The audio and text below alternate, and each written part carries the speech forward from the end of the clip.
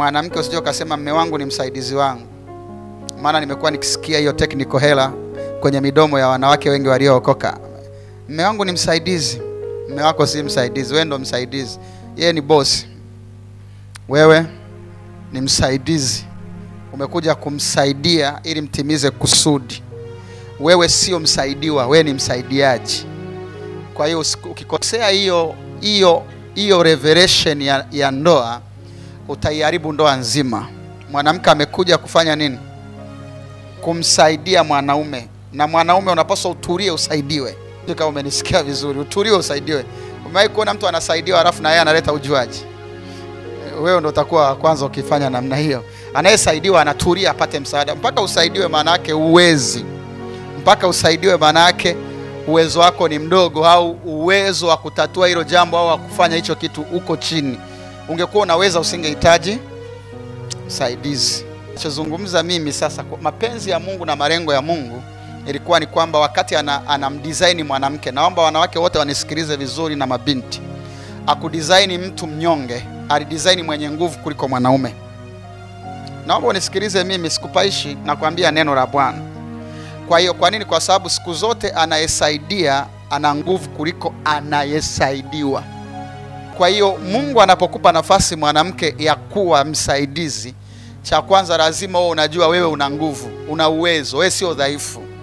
Unaweza usiwe na misuri, ila haimaanishi kichwa chako hakina misuri. Unaweza usiwe na nguvu nyingi, purukushani uwezi, akushika mikono hivi unasema niache unaniumiza, ila haimaanishi akili yako pia inaumia.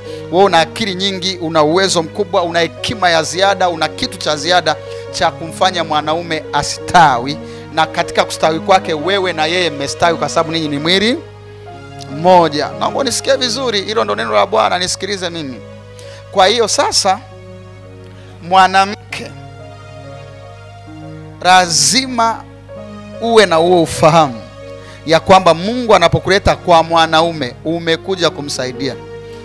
Cha kwanza hujaja kumsaidia kuondoa tamaa za mwili, kwamba akijisikia hamu ya tendo la ndoa nawaambia haya njoo mume wangu wala isiwe tabu. Huo sio msaada pekee. Inawezekana ukawa ni msaada kwamba unamwepusha asiwe mzinifu, lakini huo sio msaada pekee. Kuna mambo ya maana kwenye maisha zaidi ya hayo. Kwa ufahamu huo na kwa akili hiyo, binti yeyote uliyeko hapa hauruhusiwi kuolewa mpaka umegundua we ni mtu mwenye msaada. Usituhangaishe na kumsumbua Mungu, baba miaka inakwenda, nikiangalia 38 kama naiona hivi. Hiyo miaka hata iende mpaka irudi, kama una cha kusaidia mtu sharp, uhitajiki kwenda kokote, tulia hivyo hivyo. Uhitajiki na yeyote. Kitakachosababisha binti usihangaike kuolewa, watu wakugombanie, ni endapo wewe mwenyewe umejipambanua kwamba nimezaliwa kusaidia mtu fulani, nimezaliwa kupushi maisha ya mtu, na kabla hajaja mtu yeyote mimi ni yapushi maisha yangu kwanza. Jambo la kwanza kabisa unalopaswa kufanya binti ni kuyapushi maisha yako. Kila mtu aone kabisa you are advancing, kiasi kwamba anajua kabisa huyu nikimuongeza kwenye maisha yangu na hizi akili zake na huu thubutu wake na hii akili alionayo na haya mambo anayofanya akiwa peke yake, nikamuongeza, tunakimbia zaidi. Ila cha ajabu akikuta wewe ndo unagongea hadi vocha. Naongea sasa na wewe, mimi ni mchungaji wa kisasa. Nimezaliwa kwa ajili ya watu wa kizazi hiki ambao wanaolewa kwa makario na sio kwa akili. Akishakuwa na makario anaolewa. Utafikiri ndani atabaki makario kushikilia ndoa. Nisikilize mimi. Kwa hiyo wewe kabla hujairiria ndoa, kazana kuwa bora. Cha kwanza kazana na Mungu aliyekuleta, kwa sababu yeye ndiye atakaye kuchonga ili umfae mtu atakaye kuoa. Hakuna namna utamjua mtu sahihi wa kuolewa naye, kwa sababu watakao kufuata ni mamia, hao kama sio makumi. Yaani yule ambaye amejitahidi kwamba amesumbuliwa na wanaume wachache, kama kweli yuko hai na hajarogwa, ni wengi, ni makumi, basi makumi. Tangu umepata akili, miruzi ni mingi, watakusumbua wengi, ila wengi sio wahusika. Kuna mmoja tu ambaye anapaswa kuwa mume wako. Sasa katika hao ni makosa mtu akuoe kwa sababu tu ya sura. Yanasema alivyo mweupe hivi, nikimwoa na weusi wangu huu, wala utatoa mtoto aina ya chocolate. yani ambaye ni mchanganyiko wa nyeupe na nyeusi, inakaa katikati pale. Amna, ukiolewa kwa hiyo, kama shida yake ni wanawake weupe na una cha ziada, akiona mwingine ambaye rangi yake imekorea kuliko wewe, umekwisha. Najaribu kukupa akili sasa binti, usihangaike na vitu vya nje. Boresha vitu zaidi ya sura, zaidi ya muonekano, zaidi, kwa sababu hivyo ndio vitakavyosababisha ndoa ibaki. Kwa hiyo kama una kingine cha kumuongezea kwenye maisha zaidi ya maziwa, zaidi ya makario, umekwisha. Una ndoa, hiyo ndoa ishakufa. Ndio maana maandiko yanasema kwenye kitabu cha Mithali 14 mstari wa 1, kila mwanamke mwenye hekima huijenga nyumba yake. Kwa hiyo mwenye matofali ya kujenga ndoa ni mwanamke. Mwanamke kama anajielewa, hata aolewe na zuzu, ndoa inabaki. Ila mwanaume hata awe anajielewa kiasi gani, ila akosee mwanamke, hiyo ndoa haipo tayari. Narudia tena, hujanisikia vizuri.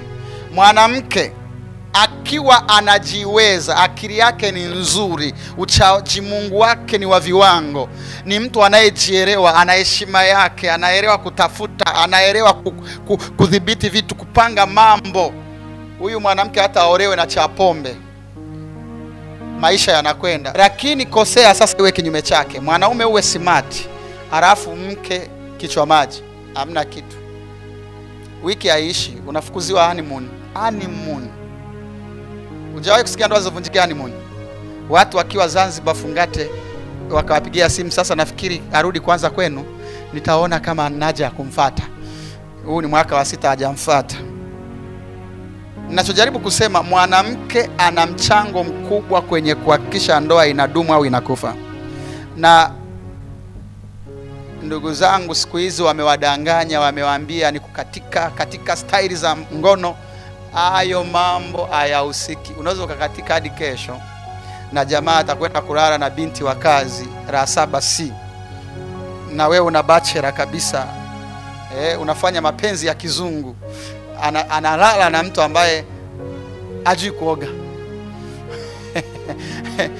Najaribu kuonesha kwamba huu ujinga mnaoambiwa na mafundisho mengi ya hovyo ya siku hizi sio kweli. Waulize mama zenu, sema tu siku hizi nao wanaogopa kusema ukweli. Waulize, hayo mambo hayadumishi mji. Kuna kitu zaidi ya mwili, kuna kitu zaidi ya tendo la ndoa, kuna kitu zaidi ya sura. Mabinti, tuanzie hapo. Kabla mjalalamika wanaume wote siku hizi wamekuwa mbwa. Na kazia sasa, kwa sababu amjui kwamba Mungu amewaleta kusaidia, na kwa hiyo amjiandai kuwa msaada. Matokeo yake mnakuja nyinyi kusaidiwa, eti mtu anakuja adekezwe, sijawahi kupendwa, yani mimi nataka hawa ananitoa auti, hawa ananipeleka kila weekend Mlimani City. Yani wewe unawaza Mlimani City, wewe ulipaswa kukutana na, kama umeolewa na kijana ambaye bado ana akili mbovu za kupiga picha Photoshop, wewe ndio uanze kumwambia wewe mpumbavu, mambo ya picha hayapo, tunakaa kwenye nyumba ya kupanga, tununue kiwanja. Yani wewe muoneshe kwamba mambo tunapigaje picha, tunawezaje kupiga picha za kuwadaa watu wakati hatuna nyumba. Yani wewe umeshakuwa na akili kwamba maisha ni nyumba, tunapaswa kuwa na kwetu, tutoke hapa. Watoto watasomaje shule tulizosoma sisi za Kayumba wakati shule bora zipo? Tunapoteza hela kununua gari. Mmangu anataka gari, aonekana yeye anapushi gari mjini. Wewe na akili kwamba wewe mpumbavu, kabla ya gari kiwanja ni cha muhimu kuliko gari. Kiwanja kinapanda bei, gari inapungua bei baada ya kuitoa tu yadi. Uwe na akili hizo mapema. Naongea na binti mmoja huko ndani. Bila ufahamu hauna kitu unachokwenda kufanya. Cha pili, kwa nini ukazania wewe binti na ukazania wewe mwanamke uliyeko ndani?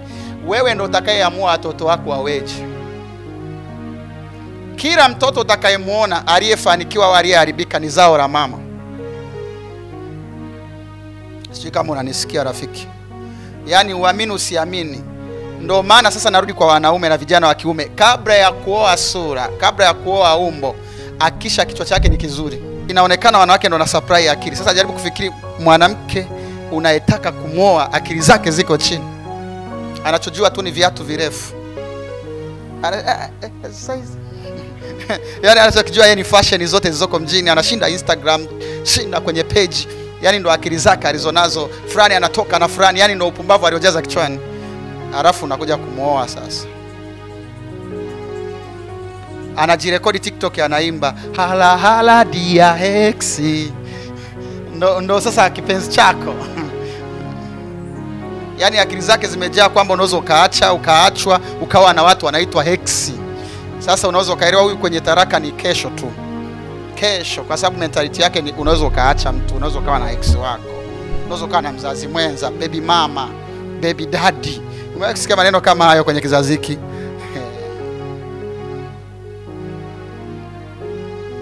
Ndugu zangu, nisikilizeni mimi nimelichukua neno, nimelila, limegeuka maisha. Kwa ninachosema, kila ninachosema ni neno la Bwana. Sasa huyu ndo atakayeamua watoto watakuwaje. Maandiko yanasema kila mwana mwenye hekima umfurahisha baba. Yaani akishatoboa akafanya vizuri, si anatumia jina la baba yake? Kwa hiyo baba ndo ataonekana yani ukoo wana waziri wale. Ila ukweli sio baba alichofanya ni kugawa tu jina. Hana jipya. Huo ni ukweli tu. Wanaume wenzangu, tulia hivyo ni wachome sindano. Wanaume hatuna lolote tunalochangia. Na utakuja kuangalia hata kwenye kulea kwenyewe hatupo. Tunakimbiza fedha, tunakimbiza ada, asilimia 90 ya anayelea maisha ya mtoto mpaka kujitambua ni mama. Sasa jaribu kufikiri yeye hajalelewa. Yeye mwenyewe ana msingi mzuri. Unaweza ukaelewa nini atakutengenezea hapo. Anakutengenezea kaaba kutokea kwenye kaaba wa kwanza kwenye ukoo wenu. Mwizi wa kwanza wa hela za umma atakayefungwa kutokea kwenye ukoo wenu. Kwa hiyo unapaswa kuwa na uwezo kabla ya kuolewa. Huo umeshaanza kujifunza kulea. Ikiwezekana anza kulea watoto wa dada yako kidogo kidogo, kuachia siku unasema azae yeye aniachie mimi. Anza mazoezi lea. Kwa kufanya hilo zoezi la kulea, huyu mtoto unamtoa, unamsaidia. Ukiomba kanaomba na wewe. Kameanza mpaka amekuja kufikia miaka 5. Wewe ni mdogo na miaka 23, lakini umemtoa mtoto wa dada yako, anaweza kuomba, anaweza kufanya nini, ana akili, anajielewa. Hayo mazoezi uliyofanya yamekuandaa kulea kwako vizuri. Tofauti na sasa hivi mnakucha tu, mnalea kucha.